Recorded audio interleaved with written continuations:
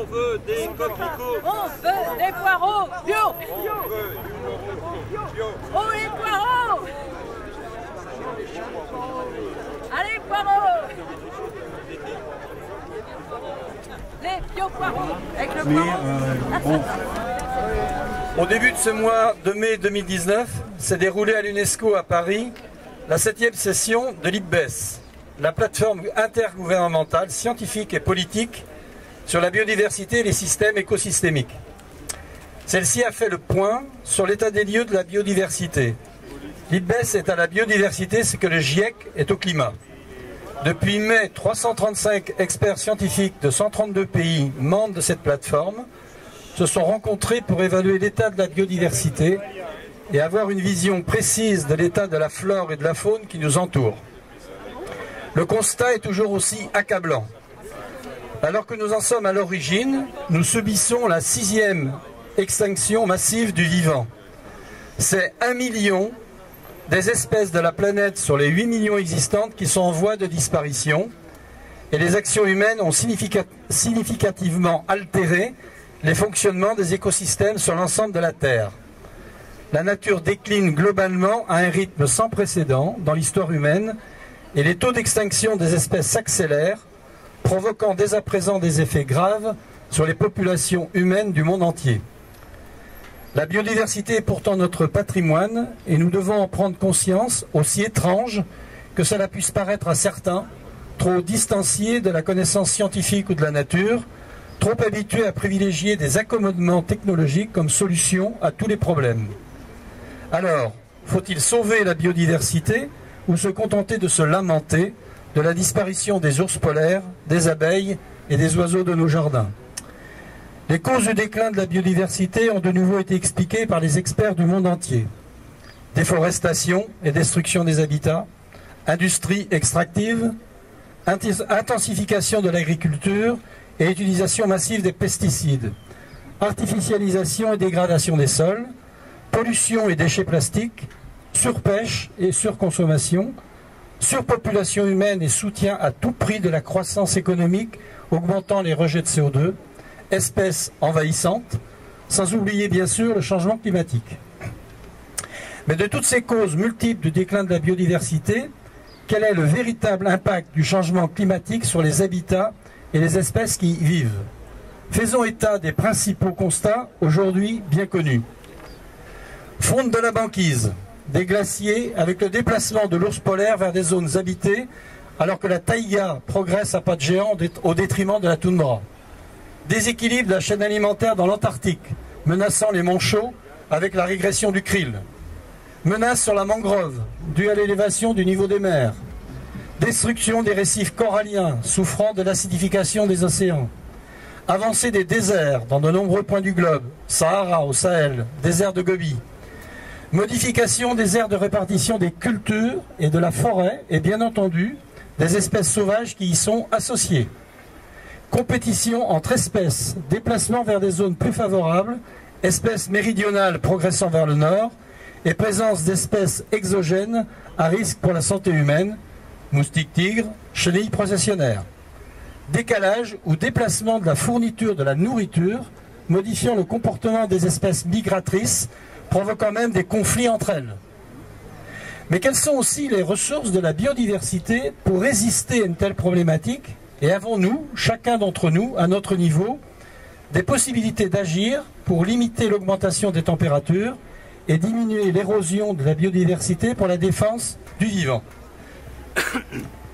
Pour contenir le dérèglement climatique, la nature est pourtant notre principal allié, pour ne pas dire notre seul allié, à condition bien entendu qu'on la respecte et qu'on la maintienne dans l'état où les générations qui nous ont précédés nous l'ont laissée. Est-il besoin de rappeler la pensée? Nous n'héritons pas de la terre de nos ancêtres, nous l'empruntons à nos enfants. Notre planète a en effet de multiples richesses pour capter le carbone que l'activité des hommes produit chaque jour, tout en sachant qu'au rythme actuel des émissions de CO2 et de gaz à effet de serre, elles ne suffiront pas. Conservons donc nos forêts de feuillus, améliorons la biologie de nos sols en ne détruisant pas l'humus et la biomasse qu'ils renferment, Ne polluons pas nos océans qui ont la capacité de capter 50% du carbone produit par nos activités. Créons des espaces verts dans nos villes en favorisant la biodiversité avec des zones de refuge comme cela est fait ici à Joigny et où nous sommes, à cette mare du rond-point des Nations. Savez-vous que 100 mètres carrés d'espace vert ou de végétalisation d'immeubles en ville abaisse d'1 degré la température en été? Maintenons le bocage et serre, l'habitat le plus riche en biodiversité. Favorisons les corridors écologiques, garants de la trame verte. Conservons en état les zones humides, les mares, les tourbières, qui sont de véritables éponges pour lutter contre les inondations. Aménageons tout en favorisant la biodiversité, les bassins d'eau pluviale, qui permettent également de rafraîchir les cités. Des exemples dans notre département de l'Yonne vous seront donnés tout au long de la marche par des prises de parole de plusieurs d'entre nous. Cependant, c'est bien au niveau des États et des dirigeants de ce monde, sans oublier les entreprises, que les décisions doivent être prises, et l'exemple est venu dès la fin de la 7e session de l'IPBES, avec une charte de la biodiversité, adoptée le 6 mai à Metz par le G7, soit les 7 pays les plus industrialisés de la planète, et où le rapport de l'IPBES a été présenté aux ministres présents. Aucun d'entre eux n'a cherché à minimiser l'importance des enjeux et des défis à venir. Soyons attentifs à ce que les engagements soient tenus et maintenons la pression pour qu'ils le soient. Pour conclure et revenir sur le rapport de l'IPBES, celui-ci reconnaît aussi l'importance d'inclure différents systèmes de valeurs, intérêts et visions du monde dans la formulation des politiques et des actions, en veillant à ce que la participation des peuples autochtones et des communautés locales soit pleine et effective dans la gouvernance et prise en considération. Des jeunes leaders d'opinion mondiaux jusqu'aux grèves des étudiants pour le climat, il y a une vague de fond qui montre que les jeunes comprennent qu'une action urgente est nécessaire si nous voulons assurer un semblant d'avenir durable. Il nous faut donc un sursaut citoyen, quelle que soit notre situation, pour aller de l'avant, en prenant toutes les mesures nécessaires pour améliorer l'état de la biodiversité. Le temps des controverses sur les causes et les remèdes doit être dépassé pour laisser place à l'action responsable. Nous devons y mettre toute notre volonté afin d'alerter sans relâche sur cette perte régulière de la biodiversité, alors que celle-ci devrait être totalement intégrée dans les enjeux de notre société. En cette fin de semaine de la fête de la nature, prononçons tous ici l'engagement.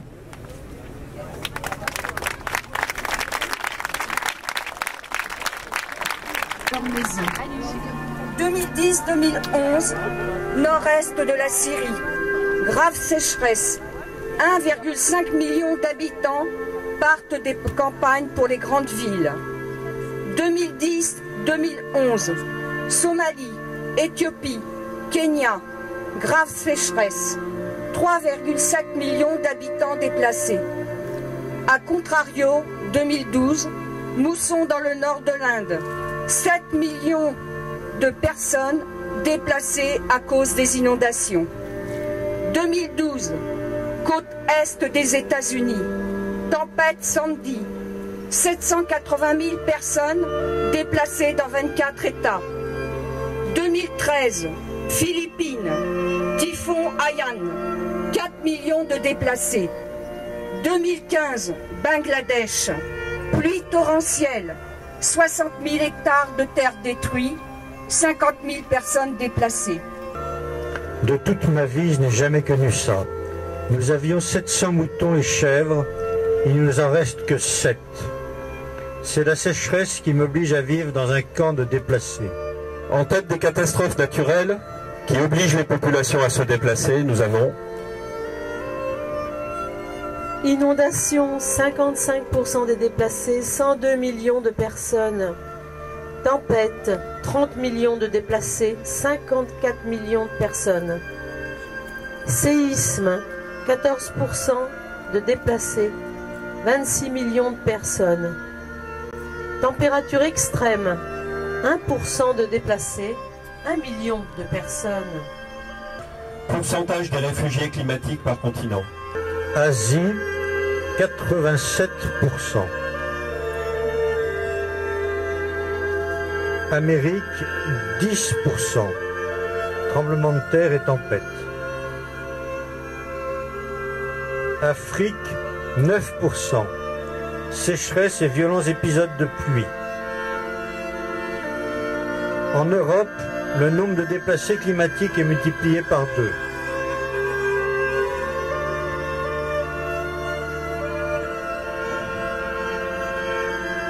La montée des eaux. Sur les 21 villes de plus de 10 millions d'habitants dans le monde, 16 sont directement menacées par la montée des eaux. La Polynésie, la Malaisie, les Philippines, 7000 îles, 100 millions d'habitants sont menacés de disparition par la montée des mers. Un Néerlandais sur 2 sera victime de la montée des mers d'ici la fin du siècle. Dans le même temps, Venise disparaîtra sous les eaux.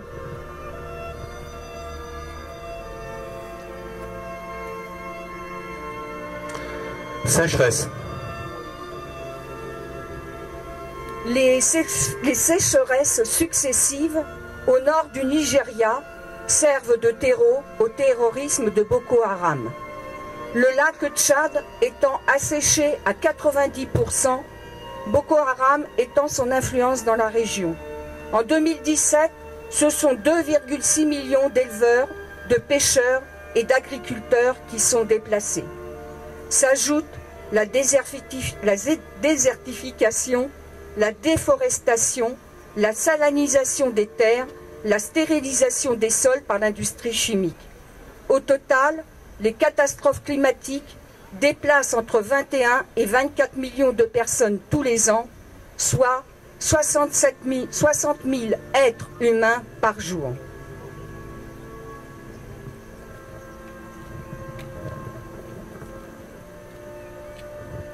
Pour l'avenir, l'ONU et le GIEC estiment à 250 millions le nombre d'êtres humains forcés d'émigrer d'ici 2050. À nous tous, amis terriens, l'histoire de l'humanité, c'est le mélange des peuples. Il est temps de scander haut et fort Fraternité! Fraternité! Fraternité! Fraternité! Solidarité avec les migrants du monde entier. Solidarité avec les migrants du monde entier. Solidarité avec les migrants du monde entier. Solidarité avec les migrants du monde entier. Solidarité avec les migrants du monde entier. Solidarité Avec les migrants du monde entier. Solidarité avec les migrants du monde entier. Solidarité avec les migrants du monde entier.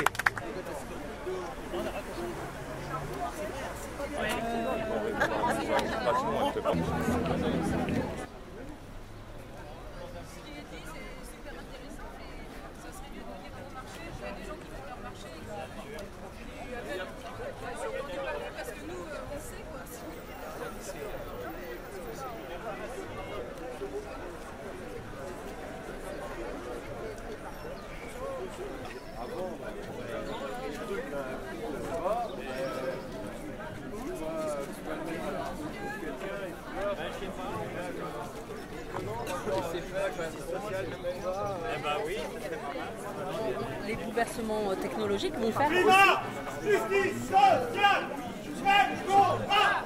Climat, justice sociale, même combat.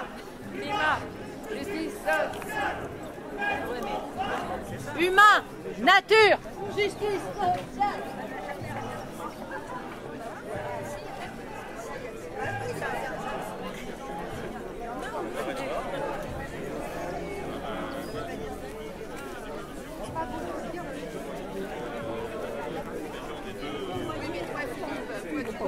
Payer ses impôts enfin tu vois, c'était raccourci. Tu vas rester là.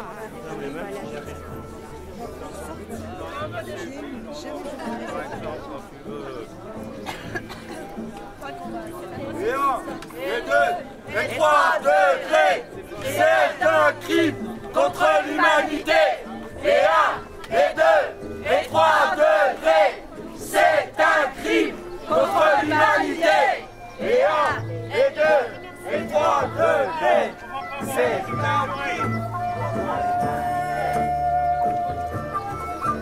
Ah, vas-y. Là dans les yeux. Ah, lui, il danse avec.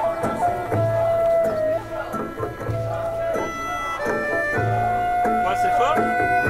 C'est fort.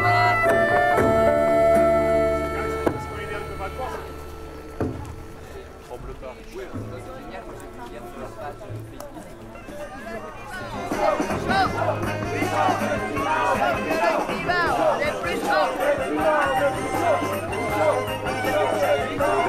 C'est un crime contre l'humanité. C'est un crime contre l'humanité. Toujours un peu d'humour, de méchanceté, mais discrète. Ouais, mais quand même, ouais, moi j'aime bien. Franchement, sympa. Je l'avais déjà vu.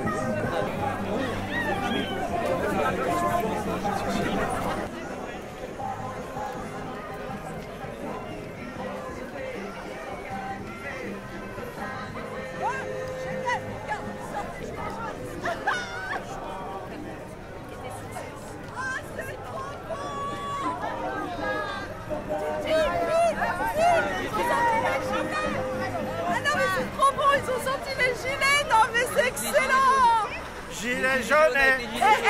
Gilet jaune.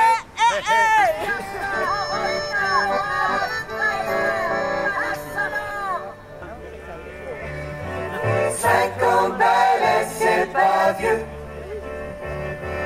Qu'est-ce qu'il va faire de son bleu? De sa gamelle, de sa gapette.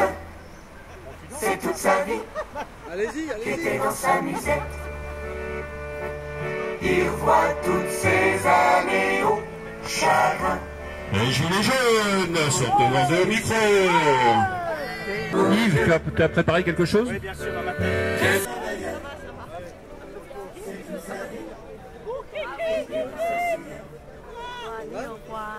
Le début du mouvement des Gilets jaunes, focalisé contre la mise en place de la taxe carbone, censée rendre la France plus verte, peut faire penser que ces derniers ne sont pas sensibles au réchauffement climatique. Or, les Gilets jaunes ont simplement compris que cette taxe carbone était une belle arnaque et une nouvelle excuse pour leur faire les poches sur le dos du climat. Et les pancartes fin de mois, fin du monde, même combat, ne sont pas que des mots.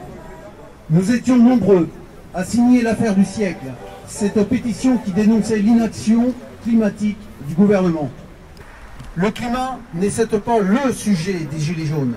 Comprenez que si la conscience écologique est là, elle passe au second plan pour ceux qui n'ont plus rien au 20 du mois. Mais nos élus ont trop longtemps ignoré, souvent volontairement, les menaces mises en avant par l'ONU.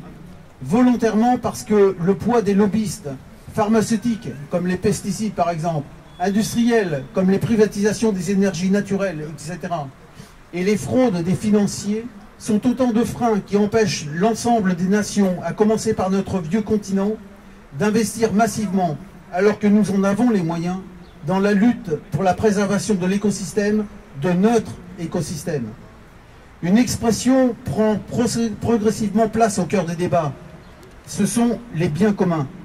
C'est un concept qui n'est pas totalement nouveau, mais nous sommes à un tournant climatique qui nous oblige dès à présent, pas demain, dès à présent, à revoir nos modes sociétaux.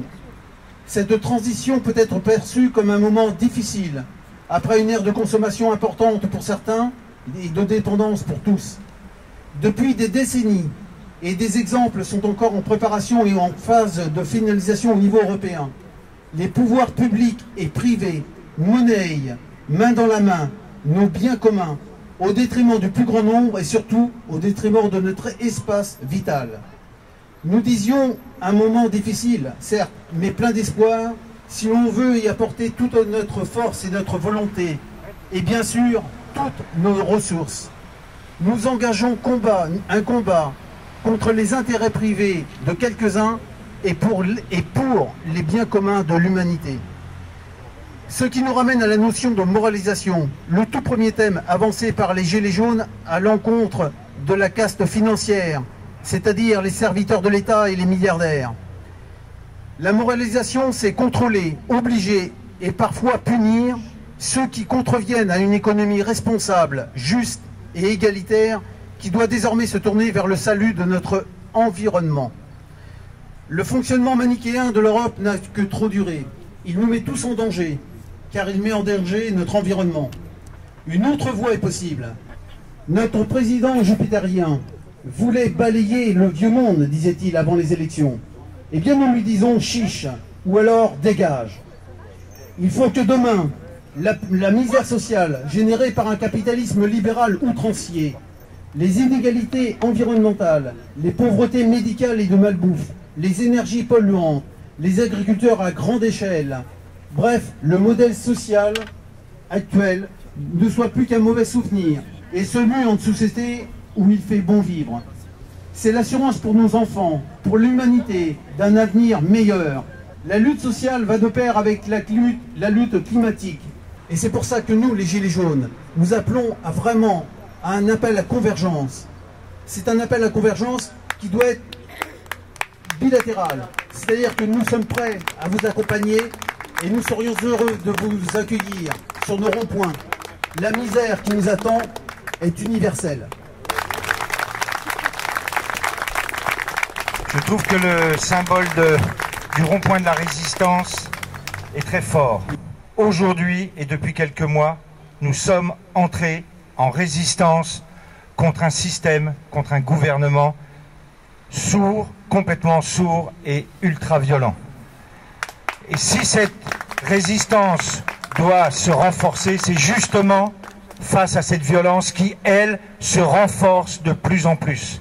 Et ne nous y trompons pas, on y passera tous autant qu'on est, toute personne qui entre en résistance contre ce système sera victime de cette violence, de cette répression policière, gouvernementale, politique. Aujourd'hui, on l'a vu maintenant, les enseignants, dès que les enseignants sortent dans la rue, ils se font matraquer, ils se font gazer, ils se font arrêter. Aujourd'hui, ce sont des milliers de blessés dans les rangs des Gilets jaunes, des milliers d'arrestations, de prisons fermes, et ce sera la même chose pour tout le monde. Les Gilets jaunes, depuis le début, comme il vient d'être dit, réclament la justice sociale, autant que la justice fiscale, autant que la justice démocratique, autant que la justice climatique.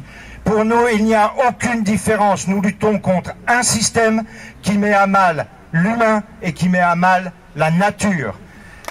Quotidiennement et toujours plus chaque jour. Nous devons lutter. Nous devons être en résistance permanente.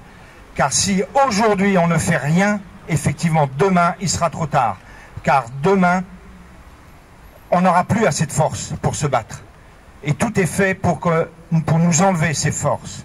Donc effectivement, une partie des Gilets jaunes qui est ici, à Auxerre, est organisée en assemblée populaire. L'assemblée populaire est une des armes, je dis bien, qui permet de s'organiser et de clairement préparer un contre-pouvoir. Car c'est de ça qu'il s'agit. Ça ne suffira plus très bientôt d'être simplement dans la rue, d'être simplement en action, etc. Il faut qu'on s'organise. Le système en face est organisé. Ils sont organisés 10 fois plus que nous et depuis plus longtemps. À nous de nous organiser pour toute forme de justice, pour obtenir ce que l'on veut, c'est-à-dire simplement pouvoir bien vivre, mieux vivre, du travail que l'on fournit, des idées que l'on a. Et c'est ça qu'on demande, c'est tout ce qu'on demande. Donc il faut entrer en résistance tous ensemble. On est là à chaque fois qu'on nous le demande. Tout le temps, nous, Gilets jaunes, on est présents quand on nous appelle, quand on le demande, parce que nous, on sait qu'il faut qu'on soit présents partout. Maintenant, il faudrait qu'on soit présents tout le temps, tous ensemble, partout.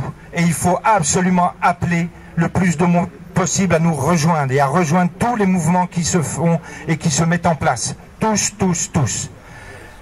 Donc voilà, j'en appelle juste à une cohésion totale, sans faire de différence entre nous, sans diviser les combats, les appels, etc.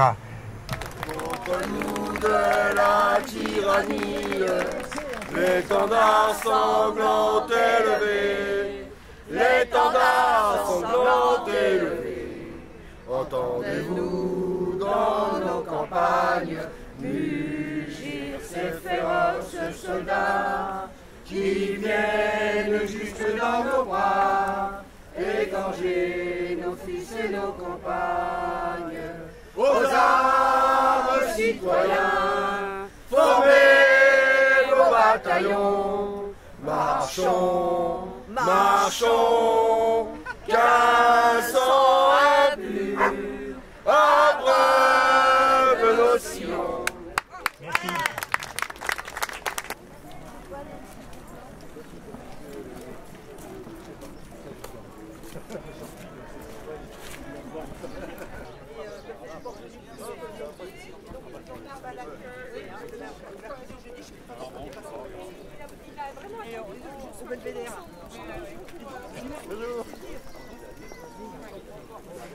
C'est correct, mais c'est globalement... Mais dans 2 mois, un peu de temps.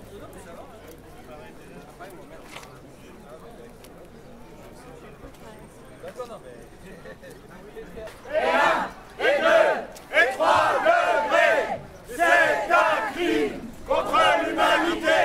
Et 1, et 2, et 3 degrés, c'est un crime contre l'humanité. Et 1, et 2, et 3 degrés, c'est un crime contre l'humanité. Et 1, et 2, et 3 degrés, c'est un crime contre l'humanité.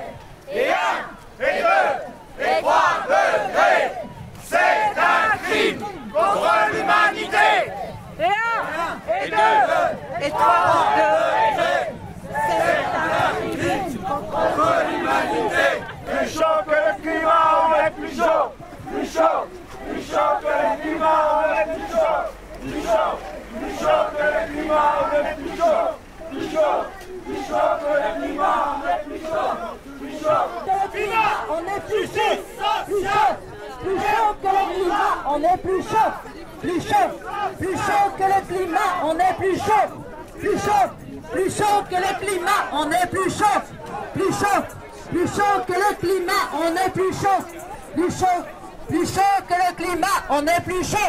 Plus chaud, plus chaud que le climat, on est plus chaud. Plus chaud, plus chaud que le climat, on est plus chaud.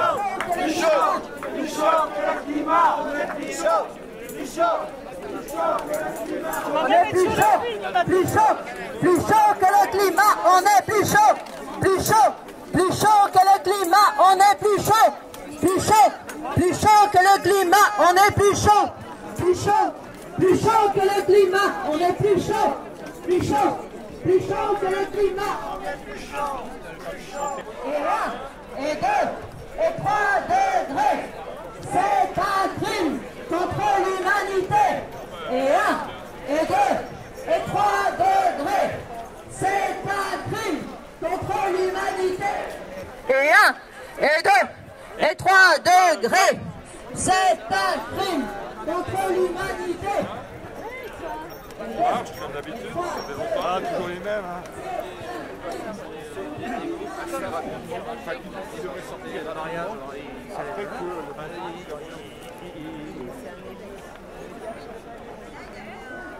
Roi d'image, monsieur, roi d'image. Arrêtez, ça suffit, la grande bouffe de l'énergie. Climat. On lâche rien. Faut pas lâcher, faut pas lâcher. C'est un crime contre l'humanité. Et 1, et 2, et 3 degrés. C'est un crime contre l'humanité. Et 1, et 2, et 3 degrés. Plus chaud que le climat, on est plus chaud. Plus chaud, plus chaud que le climat, on est plus chaud. Plus chaud, plus chaud que le climat, on est plus chaud. Ah, je vous entends pas. Plus chaud que le climat, on est plus chaud. Plus chaud, plus chaud que le climat, on est plus chaud. Plus chaud, plus chaud que le climat, on est plus chaud. Plus chaud, plus chaud que le climat. Et 1, et 2, et 3 degrés, c'est un crime contre l'humanité. Et 1, et 2, et 3 degrés, c'est un crime contre l'humanité. Et 1, et 2,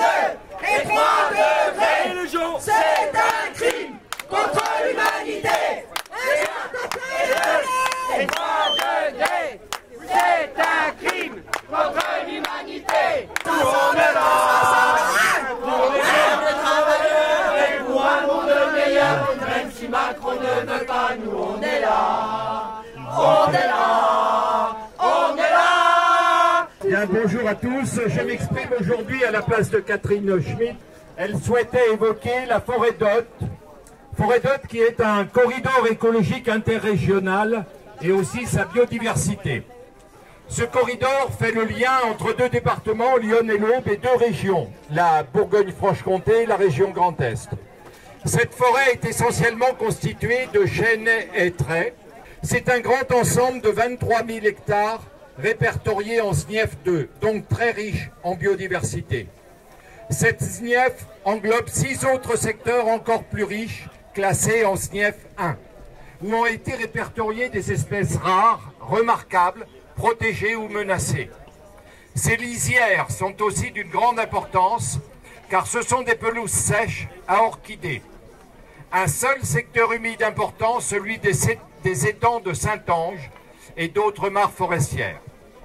Ces SNIEF ont été revisités par l'Adréal récemment et ont perdu en surface, en particulier sur des secteurs des bordures qui avaient été modifiés par l'agriculture. Dommage. De Joigny, situé à l'extrême ouest de la forêt d'Hôte, dans la vallée de Lyon, jusqu'à Lasson, dernier village avant l'Aube, la forêt s'étend vers Villeneuve-aux-Chemins, puis en direction de Troyes, sur une épaisseur variable.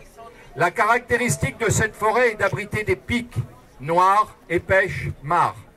Le pic noir creuse des cavités dans les arbres où s'abritent après d'autres oiseaux et des chauves-souris. Nous y voilà. Dans le cadre de l'appel à projet Espace naturel sensible, le Conseil départemental de Lyon a financé une étude sur les chauves-souris réalisée en juillet 2015 par le groupe Chiroptère Bourgogne, des bénévoles, et la Société d'histoire naturelle d'Autun, avec 2 chargés de mission, Alexandre Cartier et Ludovic Jouve. Cette prospection s'est faite sur une semaine dans les forêts communales de Joigny, Bussy-en-Aude, Brion, Belchaume et Brinon-sur-Armançon. La restitution de cette étude a été rendue ici à Joigny lors d'une réunion publique passionnante en février 2017 à la Halle aux Grains. La bonne nouvelle est que le secteur s'est révélé particulièrement riche, avec 13 des 24 espèces de chauves-souris répertoriées en Bourgogne. C'est une très bonne nouvelle quand on connaît la chute vertigineuse de la biodiversité. Les écologues ont même été surpris d'une telle densité de chauves-souris. 200 mammifères ont été capturés dans leurs filets. Ils les ont équipés de récepteurs qui ont permis d'analyser les infrasons et d'identifier les différentes espèces. Le groupe a aussi prospecté des arbres gîtes et a découvert 6 colonies, ce qui fait dire à Alexandre Cartier que la forêt d'Hôte est un site exceptionnel, en particulier autour des étangs de Saint-Ange. Pour Lyon Nature Environnement, qui milite pour une véritable protection de cette forêt, qui se bat au tribunal administratif contre l'implantation d'un motocross en SNIEF à Turny, cette étude a permis de confirmer que notre biodiversité est encore trop méconnue dans Lyon, faute de moyens. Il faut donc améliorer les connaissances dans chaque commune. Nous pouvons tous y travailler. Cette forêt d'Hôte est aussi très convoitée pour son bois, et nous voyons se créer des voiries forestières pour faciliter l'exploitation avec des engins toujours plus gros. Le contrat régional forêt-bois-Bourgogne-Franche-Comté est inquiétant, car il va dans le sens d'une exploitation toujours plus intensive. Prélever le bois d'œuvre, oui. Exporter nos chênes en Chine, non. Extraire du bois de chauffage, oui, mais avec modération et pour un usage local. En tout cas pas pour faire de l'électricité. Les forêts sont le dernier rempart au changement climatique. Elles stockent le carbone et l'eau. Soyons vigilants sur les plans d'aménagement forestier communaux.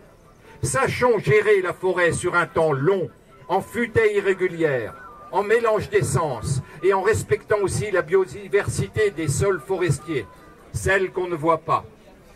Ces forêts sont notre capital naturel à défendre, havre de paix, de la biodiversité, des chauves-souris, des oiseaux forestiers, de la faune sauvage et de ceux qui savent les apprécier. Vous, les promeneurs. Merci.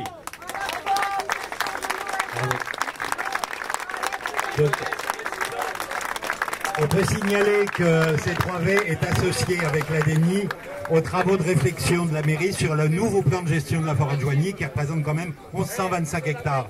Donc c'est à signaler que nous sommes associés à cette réflexion et on prend en compte ce qui vient d'être dit.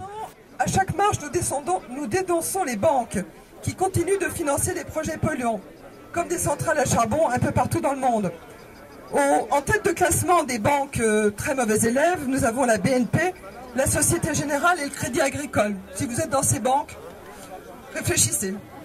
Nous marchons aussi pour qu'une conversion significative de notre agriculture intensive ait lieu, car ce modèle agricole, majoritaire actuellement, participe au réchauffement de la planète par ses pratiques indissociables de l'association engrais, pesticides, OGM, qui nécessite les services de la chimie, du pétrole et du gaz pour la fabrication des engrais, qui détériorent les sols, l'eau, mettent en danger notre santé, la biodiversité, et empêchent chaque année de plus en plus de forêts et d'espaces propres à stocker naturellement le CO2. La forêt amazonienne en est un symbole dont tout le monde parle actuellement avec la nouvelle présidence au Brésil. D'autant que cette agriculture est étroitement liée à l'exportation et donc à des transports internationaux générateurs évidemment de gaz à effet de serre. Ça a été dit il y a 5 minutes, mais donc nous avons aussi marché à tonnerre pour dire à nos élus qu'il est urgent de préserver nos forêts d'un opportunisme économique de court terme. C'est un gros problème, le climat, c'est le problème du court terme et du long terme. L'écologie, le climat, c'est le long terme. Donc vous savez sans doute aussi que les épicéas sont en train de disparaître du fait des périodes de sécheresse renouvelées. Et donc il faut cesser de considérer nos forêts comme un carburant que l'on s'autorise à gaspiller, comme ce serait le cas pour la centrale biomasse de Tonnerre, ou un stock de matière à transformer le plus vite possible pour renforcer la compétitivité d'une filière. C'est ce que nous disons aux élus régionaux et nationaux. Nos forêts ne sont pas remplaçables par des cultures de Douglas, notamment. Aujourd'hui, nous avons marché pour faire comprendre que la biodiversité est un danger et que cela devrait nous inquiéter sérieusement, car la biodiversité, c'est notre assurance vie. Au-delà de la beauté des espaces naturels, de la faune et de la flore que nous voyons disparaître avec stupéfaction, une réalité doit être rappelée. Nous sommes le dernier échelon de la chaîne alimentaire. Un échelon qui s'effondre, c'est à terme notre autonomie alimentaire qui est compromise. Et avec au bout la compétitivité entre tous à son stade le plus avancé. Sommes-nous entendus depuis que nous marchons? La justice sociale et climatique est perçue par une bonne part de la société. Nos gouvernants disent avoir pris conscience des enjeux. Un ministre dit même avoir lu des ouvrages sur l'effondrement. Des réunions internationales sont organisées, des chartes sont signées et les COP se succèdent. Sauf qu'aucune proposition n'est contraignante et que les lobbies sont puissants. Les avancées sont donc timides. Instaurer un peu de verre quand on continue d'encourager une économie carbonée, c'est inefficace. Et des décrets sont signés dont on ne parle pas dans les grands médias, qui allègent, qui simplifient, qui grignotent les garde-fous acquis pour protéger les espaces de l'appétit des bétonneurs et des spéculateurs immobiliers. Les organismes chargés de la protection de l'environnement voient leur budget réduit et des traités de libre-échange continuent d'être signés et nos dirigeants se félicitent de ces avancées commerciales. La liste est longue et la pub, le bras joliment armé de cette stratégie, nous incite à consommer de toujours plus, au service de la croissance, mais aussi au service du dérèglement climatique. Des constats qui ne peuvent que nous faire douter de la sincérité des discours de nos gouvernants qui se succèdent, sans remettre en question le fond de leur politique. Pourtant, localement, sur les territoires, des entreprises, des élus ont compris dans quelle direction il faut aller et voudraient faire plus. Mais les cadres réglementaires n'évoluent pas au rythme des enjeux et pour cause. Les lobbies des multinationales, avec leurs puissants moyens de communication et d'influence, veillent et entretiennent ce modèle économique mortifère. Tant que c'est possible de tenir, c'est toujours ça de gagner. Pourtant, l'urgence est là. Lorsque notre planète sera devenue une étuve stérile, que deviendrons-nous? Et pourtant, nous avons beau tourner autour du pot, nos gouvernants pourront toujours chercher à reculer le moment de prendre les bonnes décisions. Nous allons être confrontés à un obstacle majeur, celui de la géologie et de la limite des ressources accessibles à un moindre coût. Dans quel délai? Les scientifiques nous disent que le temps est compté, que nous avons une dizaine d'années pour espérer contenir l'affolement du thermomètre. Alors que déjà nous ne pourrons pas restaurer une partie de ce que nous avons détruit. La question maintenant, c'est celle du temps qui reste pour agir. Alors nous voulons des actes, pas des promesses, et maintenant. Donc on a encore 3 autres prises de parole. Les abeilles domestiques vont très mal. Il y a actuellement une mortalité hivernale qui frôle les 30%. et dans certains ruchers, ça peut aller jusqu'à 80%. Historiquement, il y a 50 ans, c'était moins de 10%. La mortalité hivernale. Et évidemment, il y a des causes. Les causes sont environnementales. L'abeille étant une sentinelle de l'environnement. Les abeilles sauvages, quant à elles, qui sont plusieurs centaines d'espèces en France, sont elles aussi évidemment en souffrance, hein, ainsi que la faune des insectes qui se réduit d'année en année. Les consommateurs d'insectes, eux, bien évidemment, par voie de conséquence, se réduisent. Les oiseaux, et évidemment ceux qui vivent la nuit comme les chauves-souris dont on a entendu parler tout à l'heure. Ces consommateurs d'insectes, parfois ils ont des insectes cibles, et quand l'insecte cible disparaît, ils attaquent d'autres cibles, et entre autres les abeilles. C'est le cas par exemple du frelon européen qui, jusqu'à il y a quelques années, s'attaquait assez peu aux abeilles, s'y attaquait un petit peu mais assez peu, et depuis quelques temps, on les voit un peu plus traîner devant les ruches. Par rapport aux disparitions d'insectes, puisqu'on m'a demandé de témoigner, je rappelle qu'il y a 50 ans, sur les pare-brises, quand on se déplaçait, il y avait beaucoup d'insectes. Sur les radiateurs automobiles, il y avait beaucoup d'insectes et il fallait nettoyer ce genre d'équipement de temps en temps. Maintenant, les mécaniciens n'ont plus besoin de nettoyer les radiateurs, non pas parce qu'ils sont plus performants, les radiateurs, mais il y a beaucoup moins d'insectes. Quels sont les changements qu'il y a eu depuis 50 ans? Il y a eu des changements dans la pollution, dans l'agriculture, dans le jardinage, parce qu'on parle beaucoup des agriculteurs, mais on oublie de temps en temps les jardiniers. Hein. Et il y a eu aussi de la part des consommateurs une exigence de plus en plus aiguë d'avoir des produits beaux. Ah, il faut que ça soit beau, il faut que ça brille. Il y a 50 ans, il y avait des insecticides, par exemple, qui étaient des insecticides de contact. Il fallait que l'insecte entre en contact avec le produit pour pouvoir être sensibilisé au produit. Aujourd'hui, les insecticides sont, pour la plupart, des insecticides systémiques. Et ça pose problème à l'apiculture. L'insecticide systémique, c'est simple à comprendre, il est véhiculé par la sève. Alors que l'insecticide de contact reste à la surface de la feuille. Et en 1995 sont arrivés donc les insecticides systémiques. Ceux-ci sont véhiculés par la sève, comme je viens de le dire, et ils se retrouvent dans le nectar et dans le pollen. Alors dans le nectar, quand l'abeille butine, ça lui fait tourner la tête, elle ne retourne pas à la ruche, donc il n'y en a quasiment que d'infimes traces dans le miel. Par contre, le pollen n'étant pas consommé par l'abeille, il est consommé par les larves, lui il est ramené à la ruche. Et là c'est une bombe à retardement, et cette bombe à retardement explique pourquoi il y a une mortalité hivernale. Les larves sont nourries pendant l'hiver avec du pollen toxique, et à ce moment-là, elles sont fragilisées. Bien évidemment, on peut mettre en cause l'agriculture. C'est ça, je crois, qui est important. L'agriculture intensive, l'agriculture qui fait que le cultivateur, il est de plus en plus prisonnier. Aujourd'hui, pour un agriculteur, c'est difficile de trouver des semences non traitées parfois. Parce que, évidemment, le lobby de l'agrochimie, eux, ils veulent vendre leurs produits et donc ils proposent des semences traitées. Il y a aussi le lobby des semences qui existe. Ce monde tourné autour du fric, ce capitalisme exacerbé, est-ce que c'est pas lui qui est la réelle question? Face au réchauffement climatique, beaucoup de gens se demandent ce qu'ils peuvent faire concrètement. Et si parfois une des solutions était ne rien faire. L'idée, proposer aux propriétaires de jardins et de terrains de ne rien faire sur une partie de leur parcelle et de laisser la forêt venir toute seule. Car elle va venir, ou plutôt revenir. Le mode d'emploi, vous ne faites rien sur une partie de votre terrain que vous fréquentez peu, que ce soit 50 mètres carrés ou 5000 mètres carrés. Vous ne tondez plus, vous ne débroussaillez plus. Le milieu va alors évoluer pour reconstituer un massif boisé progressivement à un rythme naturel. Vous faites des économies. Vous passez moins de temps à entretenir le jardin. Et plutôt que d'envoyer des gaz à effet de serre dans l'atmosphère en tondant ou en débroussaillant, vous créez un puits de carbone. Vous laissez faire la nature, elle sait, et vous la regardez faire. En 5 ou 6 ans, les premiers arbres seront déjà bien présents. En une vingtaine d'années, vous aurez un bout de forêt, de la vie, de la biodiversité et de l'oxygène en plus, un peu de gaz carbonique en moins. Et vous aurez contribué à créer un microclimat qui, ajouté à d'autres, changera peut-être la vie de vos enfants, petits-enfants et des générations futures. Et ça marche aussi pour les haies. Quand on ne sait pas comment remettre des haies, il suffit de ne rien faire. Merci. Merci Marion. Donc, Au bout de 3 siècles, on a découvert la machine à vapeur. On a rajouté une nouvelle énergie qui s'appelle le charbon, avec la machine à vapeur.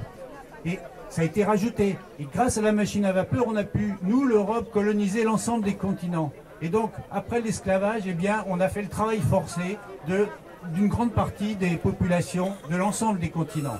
C'était une énergie supplémentaire. La machine à vapeur et la colonisation. Et ça a duré aussi un petit siècle, donc 3 siècles, un autre siècle, 4 siècles. Et là, on arrive à la Seconde Guerre mondiale, à la découverte du pétrole. Et on rajoute une nouvelle énergie qui s'appelle le pétrole, avec le moteur à explosion. Mais on n'enlève pas les énergies précédentes, sauf momentanément le vent. On n'utilise pas le vent pendant quelques siècles, mais ça va revenir. Et ce qui est intéressant, c'est de voir que au 19e, mais surtout maintenant au 20e, qu'est-ce qu'on rajoute d'important? On rajoute le nucléaire et on rajoute les barrages hydroélectriques. Mais on utilise toujours du charbon. Il ne faut pas croire qu'on n'utilise pas de charbon.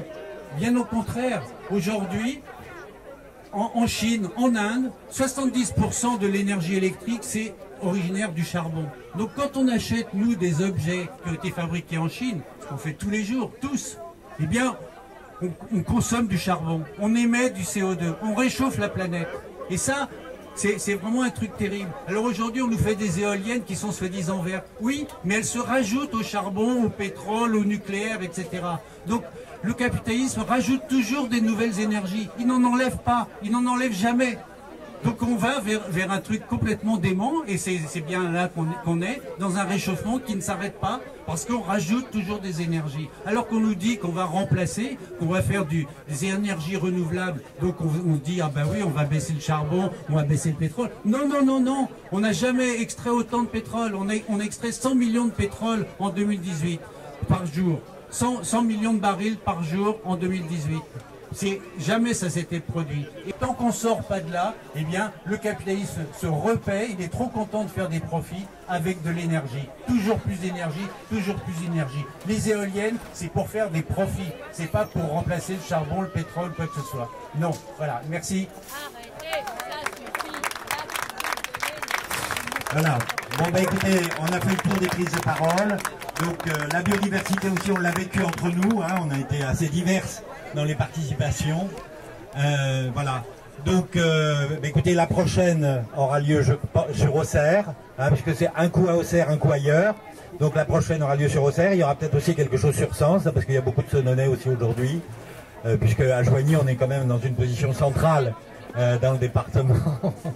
Et 1, et 2, et 3 degrés, c'est un crime contre l'humanité.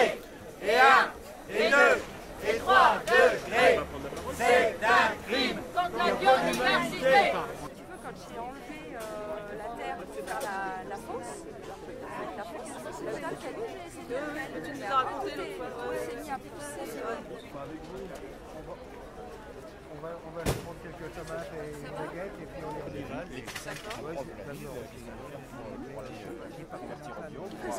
le mot de la fin, écoute, pour moi, le sujet c'était la biodiversité. Donc je trouve qu'il y a eu aussi une biodiversité dans la participation à cette marche pour le climat. Mais je pense qu'effectivement, ça a permis de confronter différentes approches et de s'entendre sur un certain nombre de choses. Ça n'est pas facile, mais ça a eu lieu.